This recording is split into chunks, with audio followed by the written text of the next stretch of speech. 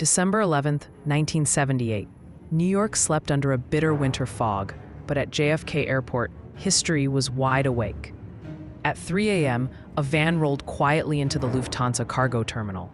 Inside, 6 men, faces masked, guns drawn, hearts steady. They moved with purpose, not panic. This wasn't chaos, it was choreography. One guard, Stanley Wojtowicz, stepped out for a cigarette break, a moment he'd regret forever. A gun was pressed to his head. Don't look, don't talk, do as you're told. Within minutes, the men controlled the building. Radios cut, phones disconnected. They tied up the employees with duct tape, forced one to open the heavy steel vault, and stepped into what looked like an ocean of cash.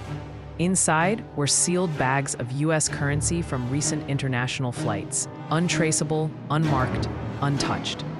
Millions stacked neatly in gray metal crates. They didn't waste a second. Duffel bags were filled and hauled to the van in silence. No alarms triggered. No panic. Just the cold echo of money being stolen. In under 90 minutes, it was over. $5 million in cash, another $875,000 in jewels, nearly $6 million total. That's over $30 million today. At that moment, the Lufthansa heist became the biggest robbery in American history. By sunrise, the airport buzzed with confusion. No forced entry, no fingerprints, no witnesses. It was too smooth, too surgical. The FBI knew immediately. This was no street crew. This had the fingerprints of the Mafia all over it. But proving it would take years. Agents would later uncover that the robbers used stolen Port Authority uniforms and had inside knowledge down to the minute of the security rotation.